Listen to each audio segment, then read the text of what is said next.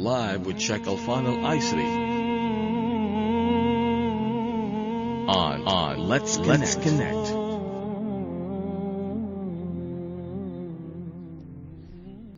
Assalamu alaikum. Welcome to your Ramadan radio program, Let's Connect. This is your host, Reem Audia, with the Honorable Sheikh Alfan Al-Aisri and the sound engineer, Safiya Al-Habsi. We're now live in the air from 11:30 a.m. to 12:30 p.m. and repeats 9 p.m. to 10 p.m. You can call us in at the numbers 24602058. That's 24602058. The other number is 24694315. That's 24694315. Welcome to Let's Connect. Sheikh Alfan, Assalamu alaikum. Wa alaikum assalam wa rahmatullahi wa barakatuh. Welcome, Sheikh Alfan. Thank you so much, alhamdulillah. Thank you. Always wonderful to have you with us. Thank you so much. Alhamdulillah, the last episode, Sheikh Alfan, we spoke about parenting. Yes. And a very important element, you said parents should be aware that whatever they do impacts a child. Yes. This is the basis of awareness. Yes. And you also mentioned that good parenting starts from the selection of the spouse itself, Yes. from that early, making Yes. sure you're selecting someone who's potentially will be a good father or a good mother. Yeah. You also mentioned that the pregnancy phase is also very important, that we tend to overlook, where the state of mind, the emotions of the mother and the environment would impact as well the child. Yes. You mentioned the first 2 years to focus on giving unconditional affection, warmth, and hugs. 3 to 4 years as unconditional love, and this is the age where they have the energy to experiment and explore, and allow them to do that within a safe environment. And from the age of 4 to 7, you mentioned this is where they're looking for role models. So to share with them stories that embed values, Yes. and of course the parents themselves are the greatest role models in the eyes of the child. From 7 to 10, you said they're ready to receive instructions. Yeah. So start involving them, coaching them. And afterwards, from about 10 to 15, the puberty stage is the soul searching, where they want to establish an identity. And you mentioned give them the freedom to make those decisions, but be under supervision. Yes. And 15 and above, it's adulthood. This is where we start shifting responsibilities to them.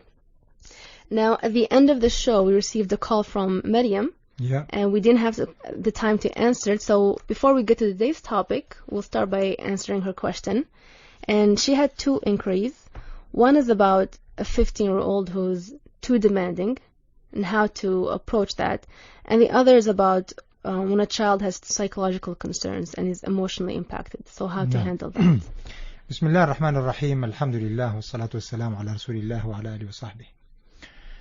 With children, as I said in the previous episode, they will always test us. And in that testing, they want to see our boundaries and they want to see the limits. They will keep on trying their luck. And as much as they try their luck, they will always raise the bar. So when a child is too demanding, it's because parents got into the habit of responding to the demands of a child. And the child knows he or she can get away with it. Now at the age of 15, 16, what does a mother do? Or what do parents do to children who are very demanding? This is when you say that responsibilities begin to shift. Okay. So for every demand, for every taking, they ought to be giving.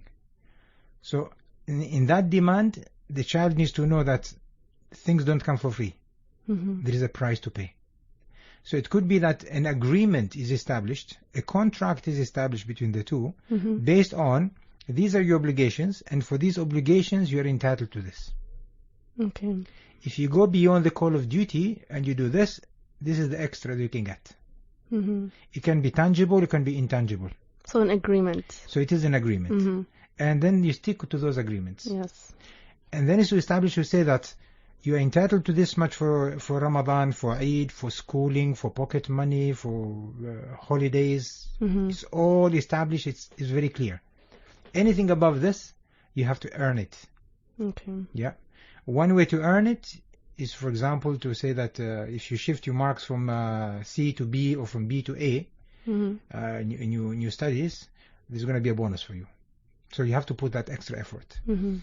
Another condition would be that if you become proactive in participating in house chores, like cleaning your bedroom and supporting the family, doing some cooking, or helping the guests, whatever it is, doing a bit of gardening, then there will be the extras.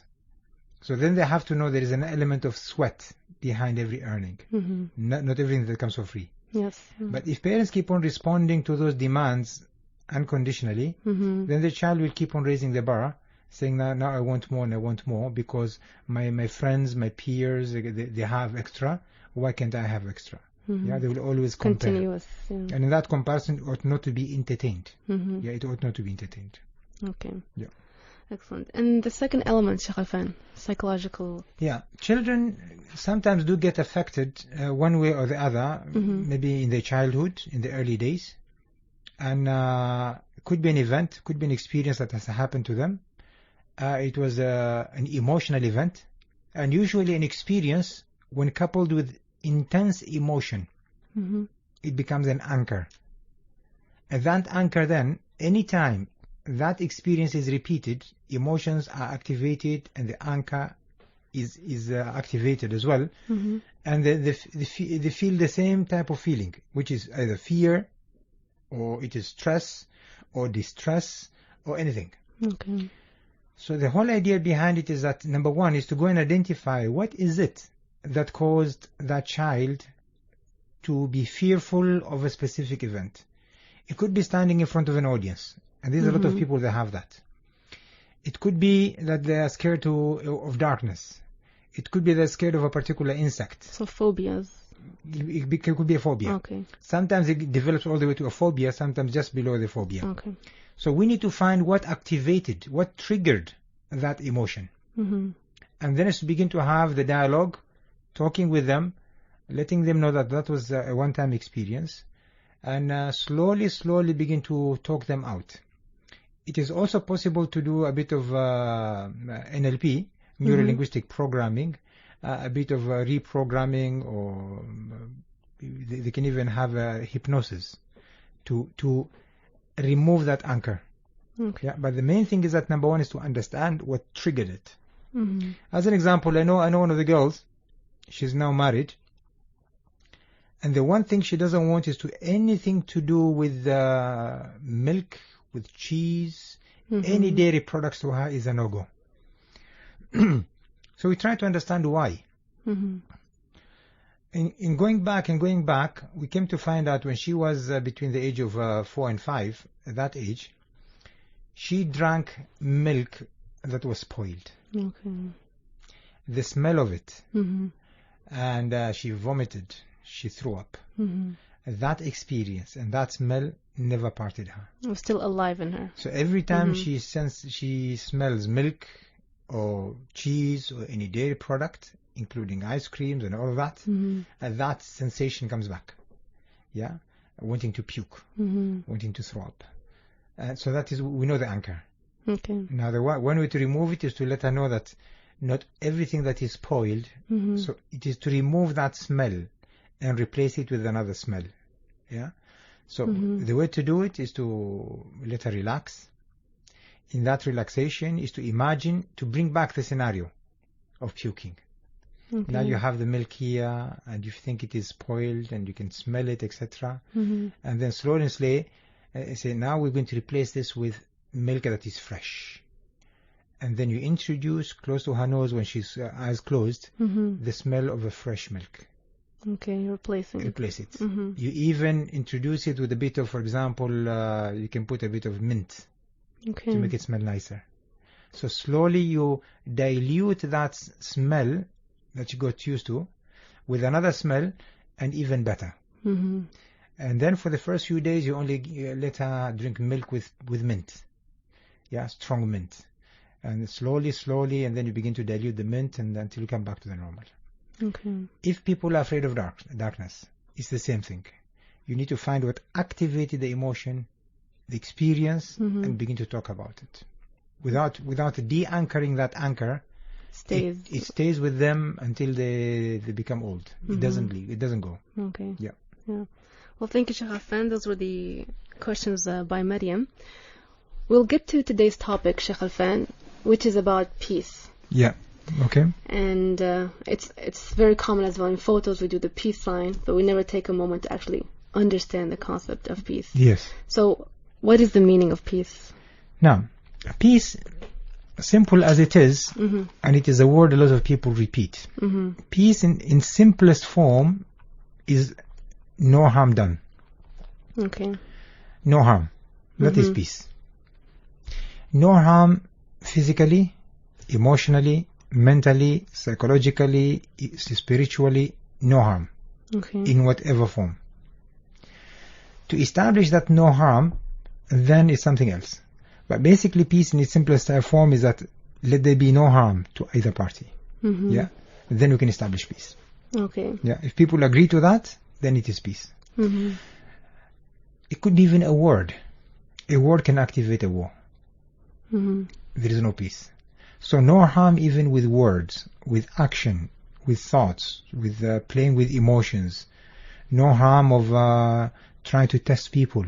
So everything then, to me, it summarizes into that the word is no harm. Yeah, so regardless of the approach. Regardless of the approach. Yes, ensuring sometimes the intention is no harm, but the action Indeed. might be. Yeah. Yeah. So why would we say is the concept related to Islam, the peace? With Islam is that it means that number one, in Islam peace, it means peace at 3 levels. Peace with Allah, peace with self, peace with others. Peace with Allah is that I am living in His kingdom. I am part and parcel of this universe, and it all belongs to Allah. This universe has been driven by systems, very meticulous systems, and I am part of that system. I have 2 options. Either I go with the system or I go against the system. If I go against the system, I'm not establishing peace. I'm not at peace with Allah. Worshipping none other than Allah is waging a war with Allah. Not doing what He's instructing us to do as human beings on earth is also waging war with Him. So it is not establishing peace. So that is what we mean by peace with Allah, is to do what He tells us to do and to refrain from what He tells us to refrain from. Okay. Peace with self is to say that this body of mine is a trust. I've been given trust. This body of mine is a trust. And the only thing that I have in my power is my conscious mind, the willpower, the power of choice, the free will. The free will is the only thing that I have. With that free will, I need to be responsible in looking after my body, looking after myself, looking after my body again, physically, emotionally, mentally, and spiritually. Okay. So I need to establish peace with myself. That's why in Islam, harming oneself is wrong. Committing suicide is a taboo. Taking anything that can harm the body in the form of intoxicants, drugs, alcohol is wrong. All the way to the extent of gambling and eating the wrong food, and all of that is whatever that can harm the person in Islam is wrong. La darar wa la dirar. Be no harm to self and no harm to others. Peace with others is to go and accept people and to tolerate people and to realize that I am not the judge on this earth. I'm only here as a messenger on this earth. Being a messenger, number one, I can deliver a message, and that's it. It's up to people to accept the message or not. Or number two, I can go and practice the right way of life and be a role model for people to see this is a good way to live. So I live by moral values, by high moral standards, and then it's up to people to say, you know what, we like that, we want to follow that. So those are the, and then when I deal with people, I don't go and judge them based on their color or their creed or their gender or their background or their family status or their wealth status. I treat them as human beings. Justice. Establishing justice on earth with others is establishing justice. Number two, it is exercising and exerting the highest form of moral values. Okay. And number three is that in commercial dealings or in transactions that we have is to ensure we don't have any forms of corruption and we don't cheat, we don't steal, we don't fairness. Indeed, fairness in that, yes. Reminder callers, we're currently live in the air. You can call us in at the numbers 24602058 and the other number is 24694315. We'll take a quick break and we'll be back with more.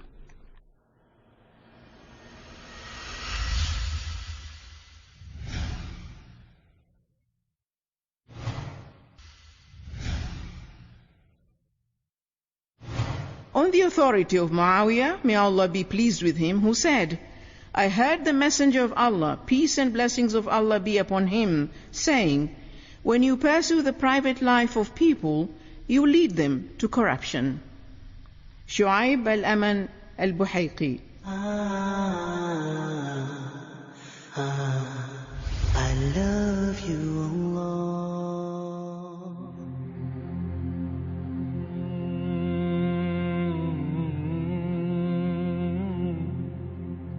Live with Sheikh Al-Fan Al-Aisri on Let's Connect. Welcome back to Let's Connect. We're currently live in the air. You can call us in at 24602058, and the other number is 24694315. Sheikh Al-Fan, you spoke about the concept of peace as doing no harm. Yeah. And in Islam, the concept is first being peace with Allah, and then peace with self, and peace with others. Yes. Now, if we start with ourselves, how can we establish peace in our lives? Now, with self, the one thing to focus on most of the time is the mind. Okay. Because the mind is like a computer, or the mind is like a software, to put it precise. So whatever we program our mind, we become that person. You are what you think about most of the time. You are what you think about most of the time. So whatever you think about and you entertain as a thought, you become that person. And a lot of people, unfortunately, with thinking, one thing that has influenced them from their environment is that they establish a self-limiting belief about themselves. And they began to call themselves names. And they introduce a very difficult word to themselves, which is I cannot. I can't. Okay. I can't. I cannot do this, I cannot do that, I cannot do that, I cannot do that. I'm not capable to do this, I'm not capable to do that, I don't deserve this, I don't deserve that. So the word don't actually then became like if you use a car, it's just like a handbrake, or it's just like the brakes. You have plenty of potential, you want to move forward, but because of that you hold yourself back. And if people entertain negative thoughts, then that's what's going to happen. They're going to become that person. If they entertain positive thoughts, that's what's going to become. And nothing succeeds like successful thoughts. So with self, to be at peace with self, the first thing is to like self. You will be surprised how many people hate themselves. Yes, that's a chance. And accept who they are. Yes. Accept who you are physically, accept who you are mentally, accept who you are emotionally, accept who you are socially, accept who you are financially, accept who you are religiously. Accept yourself as you are, full stop. And how? We'll come to that. Because if you don't accept yourself as who you are, you are already having, you have degraded yourself. And if you degrade yourself, you have low value of yourself, and self-esteem becomes affected. And once self-esteem is affected, then there is no energy. If there is no energy, there is no production. If there is no production, there is no achievement. So first of all is to accept yourself unconditionally. Accept who you are. Number two is to say, it doesn't matter where I came from. What matters is where am I going to finish. It doesn't matter where I came from. What matters is where am I going to finish. And with that is to say that the future is open. I still have all the options present to me, and with those options I can achieve a lot. So that is number two.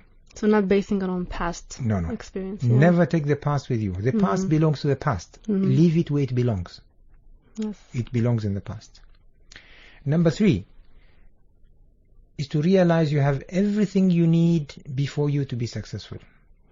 All resources that you need to become successful in anything you want to venture is there, presented in front of you.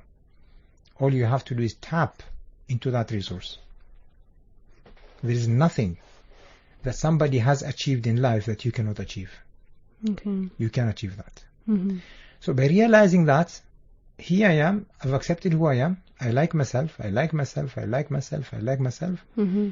And of course, when you like yourself, it ought not to get transformed into arrogance, Yes. to think that you are above everybody. No. Mm-hmm.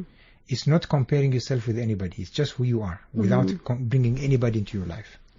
And to realize that the past belongs to where it is, and I don't need to bring it to the future, Mm-hmm. and I have everything I need to tap into to make me successful in whatever I want. Mm-hmm. And then the fourth thing to say is to say, what do I want in life? What do I value the most in life? Okay. And these are two different questions. What you want Mm-hmm. is something, and what you value the most is something else. If they are the same, well done. If they are different, then what you value the most takes precedence, Okay. Priority of it. priority. Mm-hmm. So you say, what do you value the most? Mm-hmm. Start with the relationships.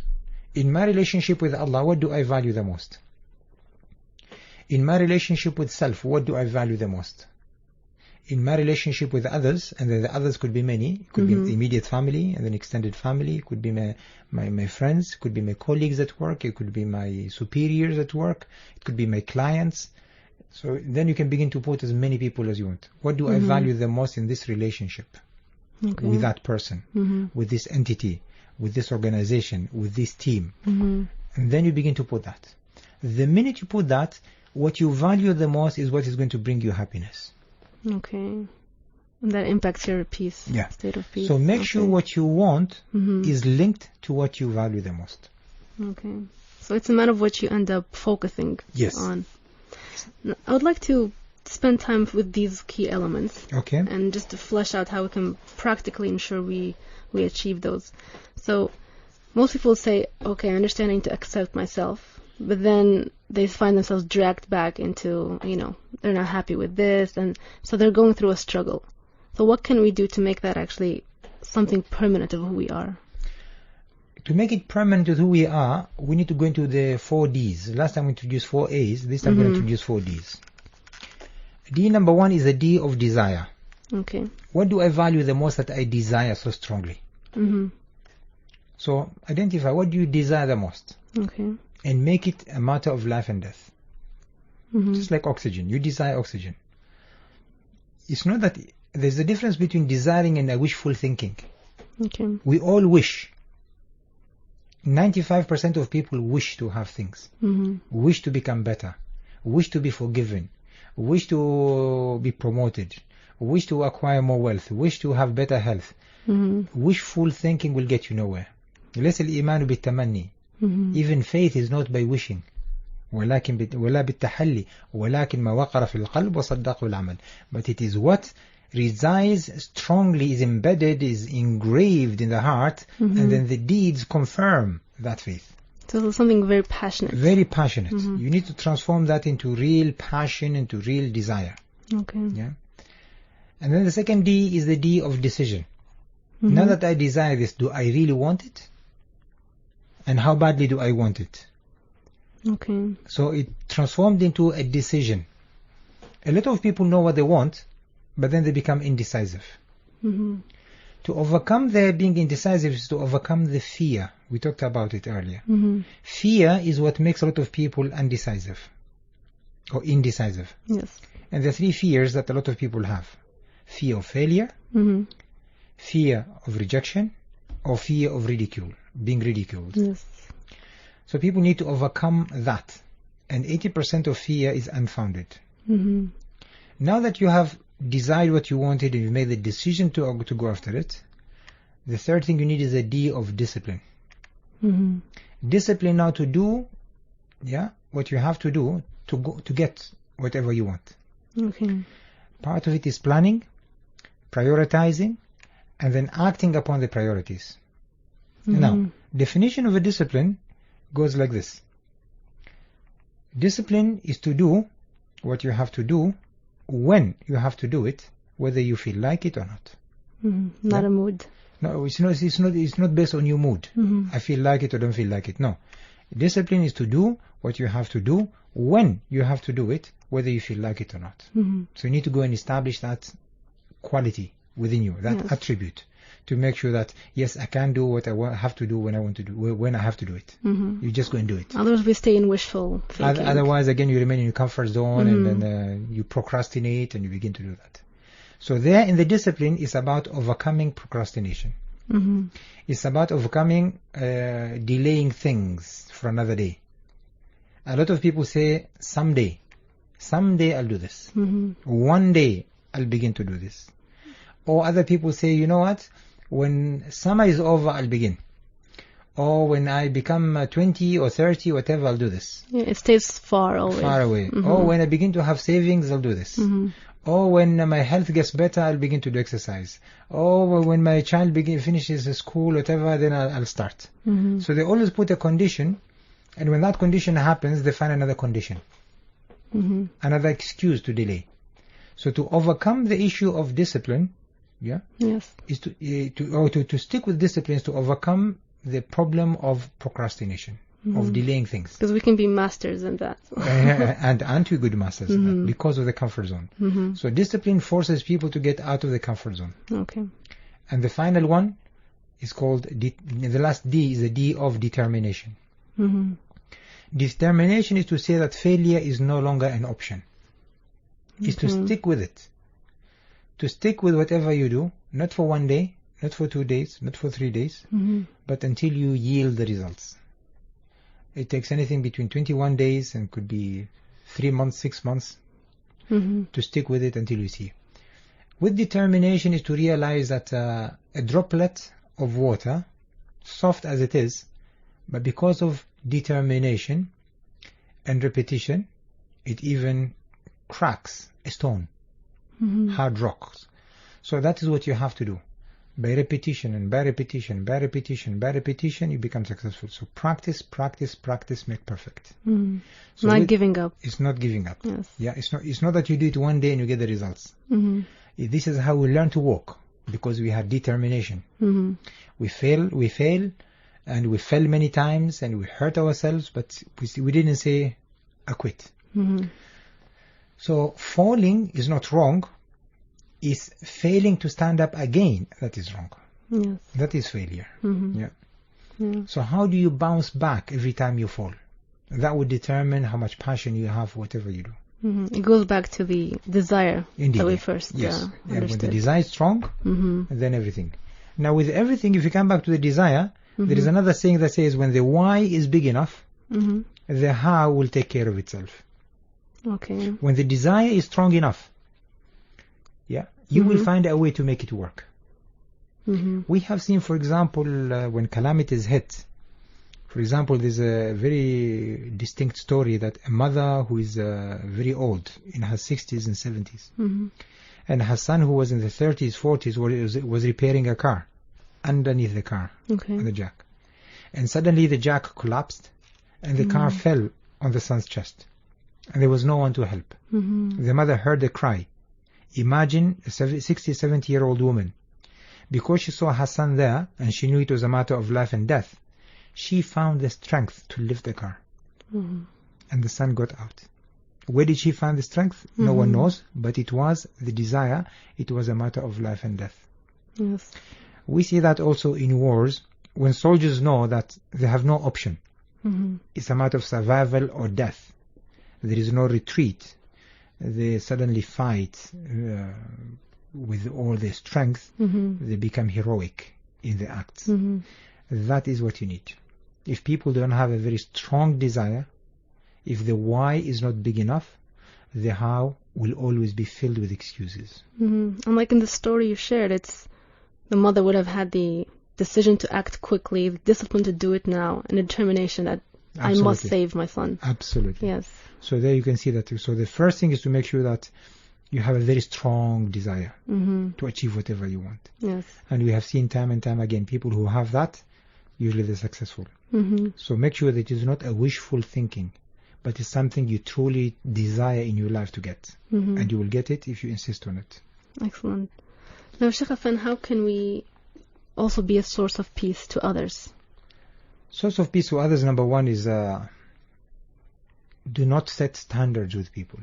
In other words, do not impose standards to people.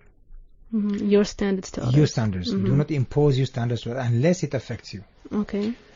You can begin to communicate your standards, your values, but at the same time, you should not go and give up on your values or compromise on your values or give up on your values because of others. You stick with them. So that's the first thing. It's accepting people as they are. Okay. And then is to decide. If I hang around with these people and our values contradict, can we establish peace? If the answer is no, then keep away. Find other people to interact with. In other words, only interact with people whom you feel comfortable with. The other ones, the best way to keep peace with them is to avoid them. So part of peace is avoidance. You don't have to go and please everybody. One person said, I don't know the formula for success, but I know the formula for failure. And is this: trying to please everybody. You're not there to please everybody, nor are you there to accept everybody, nor are you there to entertain everybody. Those whom you share values with, interact with them more. Those whom you differ in values, keep the relationship at an arm's length. That way you do not interact as often, nor do you influence each other negatively. So keep your distance. Unless both sides have established peace. Yes. Accepting each other. Yes. We'll take a quick break and we'll be back.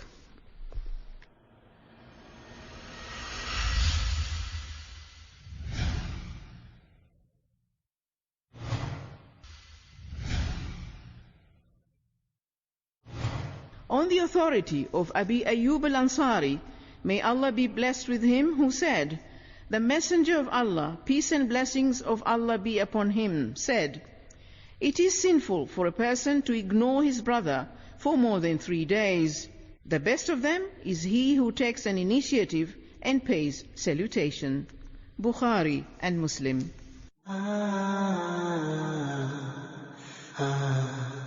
I love you, Allah.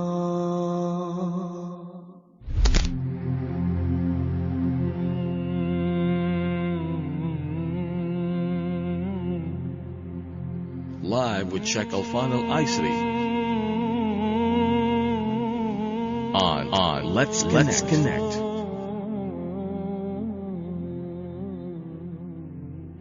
Welcome back to Let's Connect, your Ramadan radio program. We're now live in the air. You can call us in at the numbers 24602058.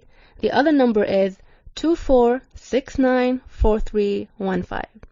Sheikh Alfan, I'd like to pick on the element of not imposing standards on others. Because we've seen this a common situation where people do impose standards and it will harm the peace. Yes. So are there etiquettes of ways where you can communicate your standards without imposing? Yeah. Communicating your standards starts first of all with the way you behave. Let's take, for example, punctuality, respecting time. Yes. If time is one of the values that you respect a lot, make sure that every time you are punctual or you're ahead of time. Communicate that message consistently. Okay. Not one time, not twice, not 3 times. That way people will know that yes, you respect time. And then they will learn that if they don't respect time, then they're not respecting you. Another one could be, for example, using language. If you don't like to use a foul language and wrong vocabulary, make sure you don't use it. Yes. In other words, the golden rule says, do unto others as it would be done unto you. That is the golden rule. However, there's a platinum rule. It says, do unto others as they would like to be done unto them. Okay. Yeah? As they would like to be done unto them. So first rule is that, yes, you have your standards, implement your standards, let them emanate, so people can see you practice your own standards. And people go to see whether you have integrity, whether you have honesty, trustworthiness, whether you respect time, whether you have productivity, proactiveness, whatever it is. And then others, treat them as they would like to be treated. How do they like to be treated? The best way is to go and ask them. Okay. For example, how would you like me to call you? How should I refer to you? Oh, and with time is that how best should I treat with you with respect to time? Okay. Do you need more time? Do you need less time, etc.? With deadlines, how long do you need? Mm-hmm. So you ask them, and then based on that, you decide whether that is good or not, and then you accept it, or you say, you know what, can we negotiate, or find it difficult to accept. Mm-hmm. And then that way, then you begin to establish that dialogue to understand each other, and that way, then there's no harm. So you apply the golden rule and the platinum rule. Mm-hmm. In so doing, then you are doing what you think is right, and then you do unto others what you think that they ought to be done unto them. Mm-hmm. Yeah. Getting to know what they like. Yes. And walking the talk. Yes. Yes. Now, Sheikh Afan, it's natural that we get impacted by the suffering of others, and Yes. that's part of our humanity. Yes. But that also disturbs our peace, and we find it hard to balance between that. So how can we handle such a situation? Every time we get disturbed, it's because one of our values has been either violated, Mm-hmm. or one of our values has been infringed, or one of our values has been impacted. Okay. So it is also quite natural Mm-hmm. to feel that way, because indeed it's one of your values that is being infringed and impacted. And you have two options. Mm-hmm. Is to try and go and make it better, either through physical, with money or with energy, whatever, or through your words, by advocating, by propagating for it. Or when you feel you are helpless, then it's just to go and make that application. Mm-hmm. So yes, when you see others are being hurt, one of the main things that a lot of people do is they go and show their sympathy and empathy to those people.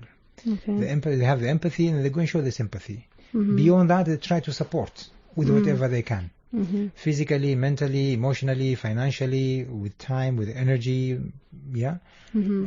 whatever people can do. So Okay. try to go and fix it if you can. Okay, we'll have a call, Sheikh Afan. Assalamu alaikum. وعليكم السلام ورحمة الله وبركاته. أهلا بك. الحمد لله بالله حاتم، كيف الصحة؟ الحمد لله رب العالمين. شيخ خلفان كيف حالك؟ الحمد لله رب العالمين. كيف حالك لحاتم؟ الحمد لله بخير. بارك الله فيك. I have a question Okay. Yes. about ego. Ego. That there is a phenomenon that people with less achievement have big ego. Yes. People who have big achievements, they are very humble. Yes. How can this be explained? Okay. Good question. شكرا. Shukran. Thank you. Yeah. So the more successful. The less the ego. Mm-hmm. I think this has to do with the Maslow hierarchy of law, Mm-hmm. or of needs. And he says that people who are big achievers, when they reach that self-actualization, Mm-hmm. they realize they have achieved everything. Now they want to give. Okay. They want to give back. And that is why the ego then is less. They become more humble. They realize that everything that they have, in actual fact, did not fulfill them. Acquiring is not fulfilling. Mm-hmm. And then they go and find other means to bring that fulfillment, and they realize fulfillment comes when they begin to give back. They try to help others. Mm-hmm. So they try to coach others, they try to mentor others, they try to finance others, to see them become successful. By supporting others to become successful, they find in that the fulfillment. Mm-hmm. A step before self-actualization, that is when people want to prove themselves. And this is when people go, for example, and they want to establish that they have a house, they get married, they have a job, they have a career, and they have a status, they have a title, they have a degree, they have etc. All of that is to go and fulfill self-needs. Okay. And people do that because they want to establish themselves. That is when ego probably is potentially the highest. Mm-hmm. Because that is when they fight for themselves. What's in it for me? What's in it for me? What's in it for me? Mm-hmm. And because what's in it for me, the ego thinks that yes, it deserves a lot. It deserves more. Mm-hmm. And they go and acquire, whether it is friends, whether it is jobs, whether it is work, whether it is responsibilities, whether it is money, whether it is property, whether it is children. It's all part and parcel of establishing one's position. Mm-hmm. But then they realize when wisdom kicks in, and that is the key word, ego becomes less demanding when wisdom kicks in. In the absence of wisdom kicking in, people will remain to be selfish, and the ego will always be high. They will always see things from their perspectives, not from anybody else's perspectives. And so I think the key word, the differentiating word, is maturity. It is wisdom. People who are mature enough, people who are wise enough, do not allow the ego to surface, or do not allow the ego to drive them. And that is the basic difference. Okay. Is it also a way to protect themselves where they haven't achieved much? And it's part of it, because there's competition. Because there is competition in that time, then they realize they are threatened. So the ego kicks in. If one criticizes, the ego kicks in. If one challenges, the ego kicks in. If one competes with them, the ego kicks in. So you see a lot of politics at work, you see a lot of politics at home, you see a lot of politics in society, basically trying to win. The game, when the ego is there, is that I win, you lose. That is the ego. Yeah. However, when wisdom comes in, and when maturity comes in, how I win and you win. It's a win-win situation. A win-win, yes. Yes. Both achieve. Yes. Yeah. Thank you, Hatem, for your call. We remind our callers we're now live in the air. You can call us in at 24602058, and the other number is 24694315. So on the point that we were speaking about before the call, where you mentioned the way to handle that is see if you can support to make things better. Yes. If not, at least supplication. Yes. How can we ensure, Sheikh Affan, that this empathy doesn't also drain us? Because oftentimes you see people keep themselves in low energy, they're drained by what's happening in the world, and to a sense where it makes them passive, then they cannot move forward. It is all about focus. Again, we come back to the first thing we talked about, what you think about most of the time. You are what you think about most of the time. This is a good exercise to do. Okay.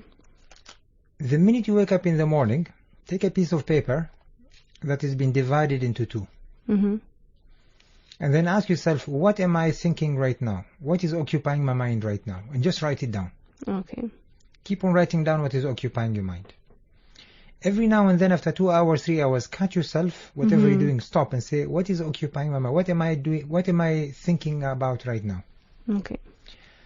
And then reflect back and say, what has been lingering in my mind? Yeah. And this is the interesting thing you're going to find out. 3 things are going to emerge from this exercise. Number 1, you are thinking of how to make your life better, or why your life is not better. Okay. Why don't I have this and why don't I have that? Why haven't I achieved this or that? The shortcomings. Shortcomings of life. Okay.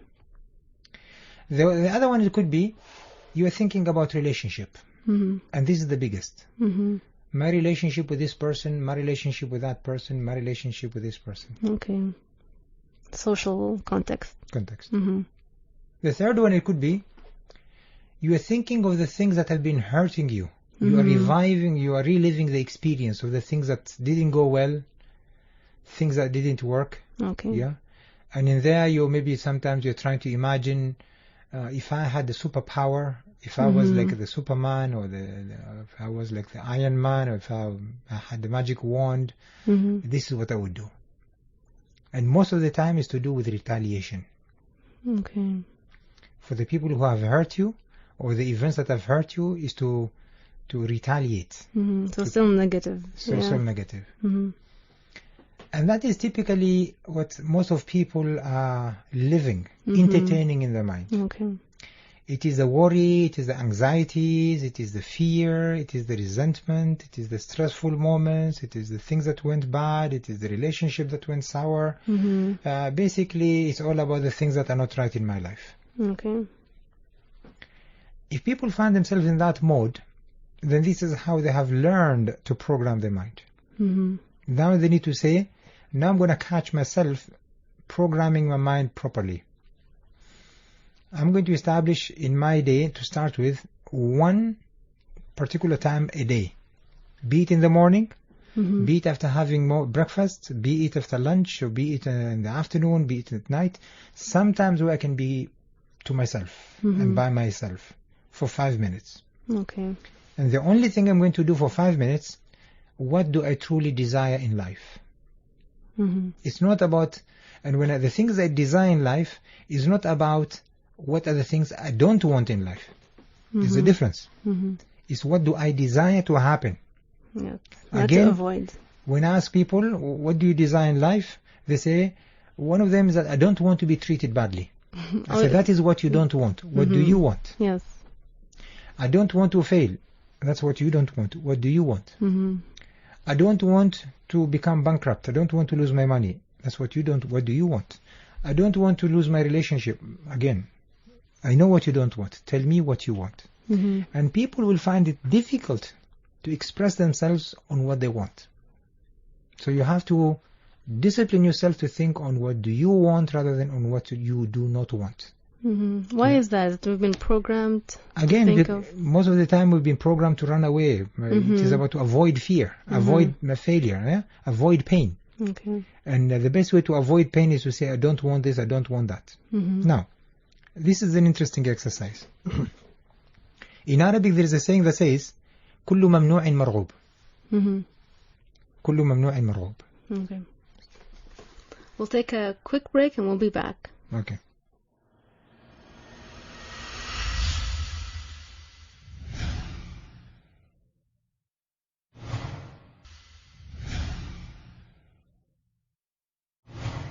On the authority of Aisha, may Allah be pleased with her, who said, the Messenger of Allah, peace and blessings of Allah be upon him, said, Allah likes kindness in all things.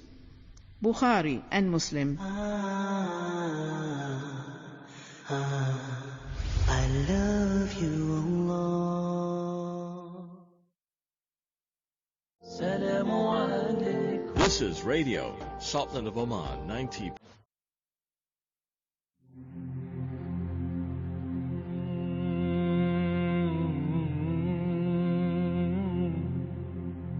Live with Sheikh Alfan Al-Aisri. On Let's Connect. Welcome back to your Ramadan radio program, Let's Connect. We're live in the air. You can call us in at 24602058. The other number is 24694315. Sheikh Alfan, before the break, I asked you, why is it that people focus on what they don't want more than what they want? Yes. Yeah, and we were talking about a simple exercise or imagination to do. Yes. In Arabic, there is a saying that says, كل ممنوع مرغوب. Everything that is forbidden is wanted. Yes. Imagine this scenario. I have children, and I tell my children, me and your mother are going to go to the supermarket, and we'll be away from home for half an hour. In our absence, please pay attention. In our absence, don't open television. Don't switch on television. Do not open the fridge, specifically the freezer. Number 3, don't fight. And number 4, don't go outside. After half an hour, if I come back, what am I going to find? All of those? All of those. They would have switched on the television, they would have opened the fridge, they would have quarreled, made the mess of the house, and definitely I'll find them outside as well. Why? Some people say, psychologists say that our brain, our subconscious mind registers a verb. What were the verbs in these 4 scenarios? Switch on, open, fight, go out. Okay. So they follow that. That's why when you put a sign there, no smoking, people understand immediately when they see that sign, the smokers, the crave for smoking comes in. They were not thinking of smoking at that moment. It brings it to mind. It brings to mind, yeah? It's because they see the word smoking. So with this, the same thing when people say, imagine now someone is going to an exam room, and they say, I'm stressed. Or they say that I'm panicking. Or they say to themselves, I hope I will not answer the questions wrong. I hope I will not answer them wrong. I don't want to fail. I don't want to. Yeah? What's going to happen? They're going to fail? they're going to answer wrong, they're going to panic, and they're going to be stressed. So always entertain the mind the way you want. With children, we come back children, tell them what you want rather than what you don't want. Children, we're going to go out. In our absence, I expect you to do this. I expect you to sit comfortably, I expect you to behave, I expect you to look after the house, I expect to find the house clean when I come back, and certainly I expect you to be doing your homework. Do's, not don'ts. Yes. Yeah. And that is what you do. So always talk in the language of what you want rather than what you don't want. Excellent. And catch yourself doing that. Yes. Yes. Now, Sheikh Affan, we're currently in the second phase, 10 days of Ramadan, Yes. which is known for forgiveness. Yes. And so I'd like to connect with the value of forgiveness. How can we establish peace or find peace through forgiveness? Yes. You see, again, the words forgive and forgiveness. I'd like to play with the word. Forgive is made of two words. For and then give. Okay. Nice way to see it. And then forget. For and get. Okay. So there are two verbs there, give and get. The only way to get is to give. Okay. So you have to forgive in order to forget. If you do not forgive, if you don't forgive, you are always having the grudges with you. And that is painful. In the month of Ramadan, we encourage to seek forgiveness from Almighty Allah. Yes. And certainly also seek forgiveness from others. At the same token, we ought to forgive. Because it has to be a two-way street. If I forgive, I expect others to forgive as well. So in forgiving, in actual fact, you are giving. You are giving those people clemency, you're giving them, you're pardoning them, you're giving them your kindness. The minute you begin to give that type of kindness, it's going to come back to you in the forget. You're going to get back. And the best way to get back is to forget. If you forget, it's a beautiful gift. If you can, excuse me. If you can forget your pain, it's a wonderful thing. If you can forget your miseries, it's a wonderful thing. It's a big gift. Yeah, that's why Almighty Allah uses the word "Afa Allahu amma salaf," and the word "afu" is like clemency, is to forgive unconditionally. It's not to put any conditions. It's not to say I will only forgive you if you do this. No. When you forgive, don't put any conditions. So it's unconditional. It's unconditional. Whatever that was there, whatever has happened, some people say I'll not forgive unless they come and apologize. Others say that I'll not forgive unless they compensate me. Some say, no, I will only accept a public apology. We're complicating it. The ego is playing. Yeah. Successful people forgive unconditionally and they don't make a big fuss out of it. Yeah, and that is the best thing to do. Okay. And how can we go about forgiving the act itself? Very simple. What is bothering you the most? Who has been hurting you the most? What is it that you're still unhappy with a particular person? There are three ways you can forgive. One of them is between you and yourself. Maybe that person doesn't even know that you still have grudges. You just let it go. Just let it go. So having a check-in with ourselves. Write it on a piece of paper. Tear that piece of paper. Throw it in a bin. Throw it in the toilet and flush it. Take it to the beach and throw it or just burn it. Do whatever it is. But take it out of your mind. That is one. Okay. Let it go. The other way is to go and tell that person. Okay. Tell that person that, look, this is what has happened between you and me in the past. It did hurt me a lot, but today I would like to let you know that I have forgiven you. Okay. A third way is to go and communicate with Allah. Oh Allah, I was hurt by this person, I was abused by this person, or something happened with this person. Okay. And I would like to declare to you, Almighty Allah, that I have forgiven this person. And I would seek forgiveness from you as well. Okay. So you trade with Allah. Make another good deed. Yes. Yes. We have a call with us. Assalamu alaikum. Wa alaikum salam rahmatullahi wa barakatuh. What's your good name? I am Mazhar Mahmoud with you. Mazhar. Hello Mazhar. How are you? Alhamdulillah, good. Alhamdulillah. Yeah, that's a very good topic about ego. Just one small, sometimes knowingly, we might also become egoistic. Like sometimes we expect that, okay, fine, see how he's demanding, I have to come and apologize. He's a very egoistic person. Okay, fine. and sometimes even unknowingly we also expect, let him come and apologize. Then only I will say, I forgive him. Okay. With nothing intentional in my heart that we have to, when we criticize others, when we do the mistake, when we want to say sorry, then we expect that in the other way. I hope you got my message. Yes. Okay. Yes. Thank you, Mazal. Thank you. So, Sheikh, this is connected to finding ourselves putting conditions before we forgive. The longer you wait for people to come and apologize, the more you hurt yourself. If someone comes and says, I'm sorry, so what? Okay. What does it mean? Is it worth for me to hold a grudge for a long time, waiting for someone to come and tell me I'm sorry? This is an exercise that was done in one of the schools. A teacher wanted to teach students the concept of forgiving, the concept of grudges, and the impact it has. She said, kids, next week we'll play a game. Make sure that you come on Saturday or Sunday, whatever it is, the beginning of the week, you come with a backpack that is empty. Okay. And so everybody was excited. She said, we've got a game to play next week, and they got a bag. When they came to school, the teacher in the classroom had a pile of potatoes, raw potatoes. Okay. And she said, now I want you to sit around this pile.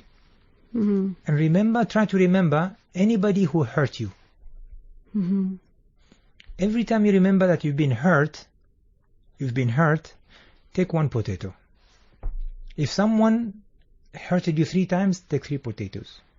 If 3 people hurted you, each one time, take 3 potatoes. 1, 1, 3. 1, 1, 1. Take as many potatoes based on the amount of pain you have, the number of times you experience pain. So children, some of them took 1, other people took 3, some people took 10. Okay. And then they said, okay, now whatever amount you have taken of that potatoes, put on your backpack. The first day they were going around, moving around the class, and they were all making fun and joking. How many potatoes do you have? I have 1. You have 1? I have 5. Oh, 5. No, I have 10. 10. Oh, you have too many. So they felt proud based on that numbers. So day 1. Day 2, the bag began to get a bit heavier for those who had more potatoes. Day 3, the potatoes began to rot, to have smell. So every time they would come to the class, they were told to put the bags on their shoulder. By the time it was already 4th day, they didn't like the game anymore. They said, teacher, we don't like it. It's becoming heavy and it's beginning to smell, etc. Says, no, we have 1 more day. Keep on with it. Until 5 days were over. And now she said, now put them back. Put them down. What do we learn from this exercise? For every potato, it is a grudge that you have. Now here it is only a potato. But a grudge you have, it could be very heavy. It's a heavy burden upon you. And then, the longer you keep it with it, the sour it gets. The more painful it gets. And that is of it rotting. It becomes worse because every time you entertain it, it becomes vicious. You get to see more wrong things. So the question was, how long do you want to carry on having rotten potatoes on your back? You decide. You can get rid of them right now. Or you can wait for them until you're 40, until you're 50, or until you die. You decide. You can wait for people to come and apologize, and they may never apologize because they don't even know that they did something wrong to you. So my suggestion is, remove the bag as early as possible and put it down. Put it where it belongs, in the past, and move on. Move the bag today, hopefully. Yes, hopefully today. Offload the bag. Offload the bag. Thank you, Sheikh Affan. With that, we come to the end of our show today. So, wishing everyone lots of peace and to let go of what's hindering their peace. This is your host, Rima Udia, with the Honorable Sheikh Affan Al-Aithri and the sound engineer, Safiya Al-Habsi. You can also catch up with their episodes in the Facebook page, facebook.com/321connect. From all of us here, Assalamu alaikum, with peace and love.